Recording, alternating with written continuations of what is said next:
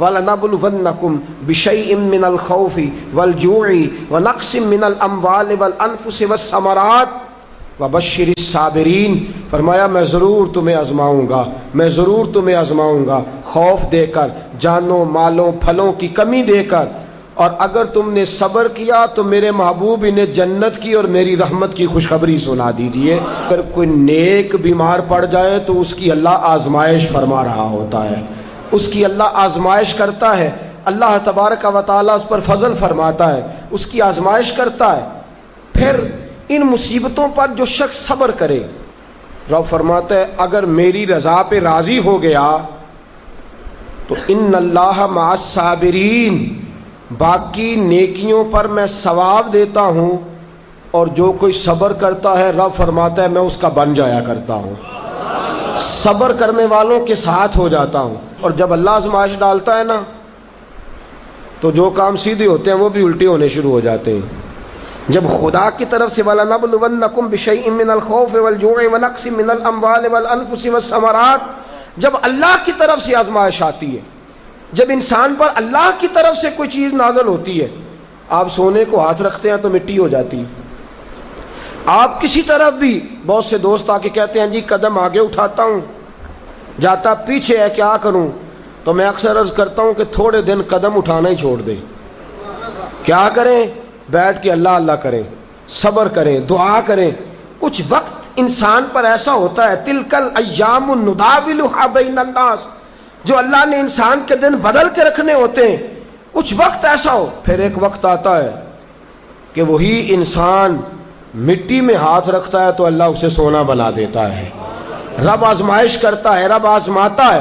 جو لوگ مصیبتوں پر صبر کرتے ہیں، جو لوگ مصیبتوں پر صبر کرتے ہیں، سید عالم نور مجسم شفیع معظم صلی اللہ تعالی علیہ وسلم نے فرمایا، رب فرماتا ہے ایک بندہ اللہ کی بارگاہ میں کھڑا ہوا، قیامت کا دن ہے، فرشتے نامہ اعمال کھولنے لگے۔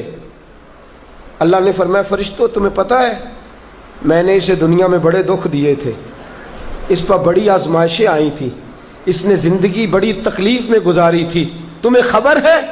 یا اللہ ہم جانتے ہیں، بڑا صابر ہے، بڑا صابر ہے، اس نے صبر کے ساتھ وقت گزارا، صبر کے ساتھ اپنے اوقات کو طے کیا۔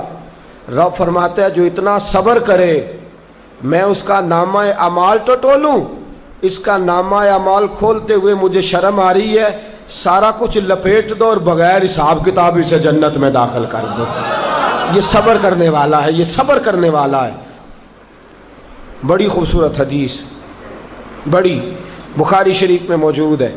بخاری شریف کی یہ حدیث ایسی ہے جسے میں جب بھی پڑھتا ہوں میں چوم لیتا ہوں۔ حدیث کیا ہے؟ رسول کریم صلی اللہ تعالی علیہ وسلم نے فرمایا، رب فرماتا ہے ایک بندہ ہے، اس کو میں نے آنکھیں نہیں دی، اس کو میں نے آنکھیں نہیں دی، اندھا ہے، پیدائشی اندھا ہے یا بعد میں کسی وجہ سے ہو گیا، اس کے پاس آنکھیں نہیں، لیکن اس نے زندگی بھر صبر کیا، اس نے زندگی بھر صبر کیا، صبح قیامت وہ کھڑا ہوا تو رب کریم نے فرشتوں سے فرمایا، فرشتوں اس کو میں نے آنکھیں نہیں دی، بیچارہ نہ بیٹی دیکھ سکا، نہ بیٹا، نہ باپ دیکھ سکا، نہ ماں، یہ کوئی دنیا کا نظارہ نہیں کر سکا، تم بتاؤ اس کا اجر کیا ہے؟ فرشتے کہتے ہیں مولا جنت کا اعلیٰ درجہ دے دے، اللہ اسے بے حساب بخش دے۔ تو رب فرماتے اس نے ساری زندگی بغیر آنکھوں کے صبر کیا ہے، اسے صرف جنت نہیں ملے گی بلکہ آج اسے اس کا رب اپنا دیدار بھی کرائے گا۔ فرمایا قیامت میں لوگ جنت کے نظارے کریں گے اور یہ اللہ کا دیدار کرے گا، اس کو رب کریم کے جلوے دکھائے جائیں گے، اس لیے کہ یہ صابر رہا۔ اور میرے اعلیٰ حضرت فاضل بریلوی رحمۃ اللہ علیہ فرماتے ہیں جو صابر ہوتا ہے نا، توجہ ہے آپ کی، میری بات کی سمجھ آ رہی ہے؟ اعلیٰ حضرت فرماتے ہیں بڑا قیمتی جملہ، فرماتے ہیں جو صابر ہوتا ہے وہ سکون میں ہوتا ہے۔ شیخ سعدی رحمۃ اللہ تعالیٰ علیہ کے پاس ایک شخص آیا، کہنے لگا حضرت جی دیکھیں نا میرے پاس اتنے بھی پیسے نہیں کہ میں جوتے لے سکوں۔ فرمایا صبر کر اللہ دے گا۔ کہنے لگا جی صبر ہی کیا ساری عمر، اس نے جوتے لینے کے برابر بھی پیسے نہیں دیے، ننگے پاؤں پھر رہا ہوں۔ شیخ سعدی رحمۃ اللہ تعالیٰ علیہ نے اس کا بازو تھاما، ایک گھر میں لے گئے، دروازے پہ دستک دی، گھر کا مالک باہر آیا، اس نے دونوں طرف بیساکھیاں پکڑی ہوئی ہیں، ٹانگیں تو ہیں پر پیر ہی کوئی نہیں۔ فرمانے لگے بتا یہ اچھا ہے کہ تو؟ کہنے لگا جی میں آپ سے بھی معافی مانگتا ہوں، اپنے رب سے بھی معافی مانگتا ہوں۔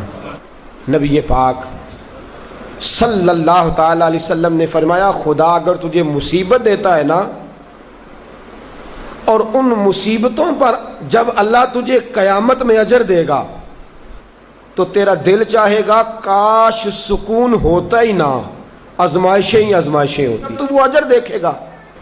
وہ کسی دانشور نے کہا تھا کہ میرا باپ انتقال کر گیا، 6 مہینے گزرے تو میرا 18 سال کا بیٹا بھی انتقال کر گیا۔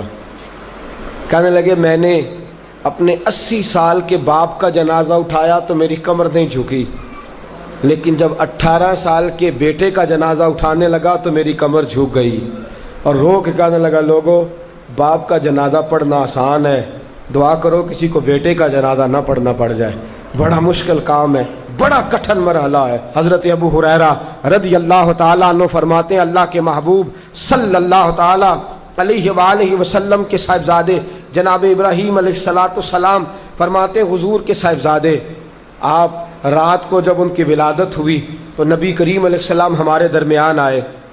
جاگیے ذرا غور فرمائیے گا بات پہ۔ سید عالم صلی اللہ علیہ وسلم تشریف لائے اور ہم نے حضور کے چہرے کو چمکتے دیکھا۔ ہم نے کہا یا رسول اللہ موڈ مبارک بڑا اچھا ہے، حضور کوئی خیر کی خبر ہے؟ فرمایا مجھے مبارک دو، اللہ نے مجھے بیٹا عطا فرمایا ہے۔ فرماتے ہیں اگلے ہی دن، ایک روایت ہے کچھ عرصے کے بعد، ایک روایت ہے اگلے ہی دن ظہر کے بعد میرے محبوب نے پیار کرنے کے لیے بیٹا اٹھایا اور صاحبزادے کی سانسیں اکھڑنے لگی۔ رسول پاک کے صاحبزادے نبی پاک کے مقدس ہاتھوں میں سانسیں اکھڑ رہی ہیں، حضور کے دستے مبارک میں صاحبزادے نے وصال کر دیا۔ آنکھیں بند کی تو نبی کریم کی مقدس آنکھوں میں آنسو آئے۔ رات خوشی تھی، رات حضور مبارکیں وصول کر رہے تھے، رات مسکرا رہے تھے، ایک ہی تو رات گزری ہے، 24 ہی تو گھنٹے ہوئے ہیں، آنکھوں میں آنسو بھر آئے ہیں۔ حضرت عبداللہ ابن عمر رضی اللہ تعالیٰ عنہ عرض کرتے ہیں یا رسول اللہ آپ رو رہے ہیں؟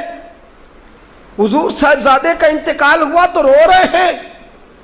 نبی رحمت صلی اللہ تعالیٰ علیہ وسلم نے فرمایا عبداللہ دل میرا غمزدہ ہے، آنکھوں میں آنسو ہیں، پر میں اپنی زبان سے وہی جملے کہوں گا جس سے میرا اللہ راضی ہوگا، میں کوئی بے صبری والی بات نہیں کروں گا۔ اور یاد رکھیے مصیبتیں اللہ کے پیاروں پر آتی ہیں۔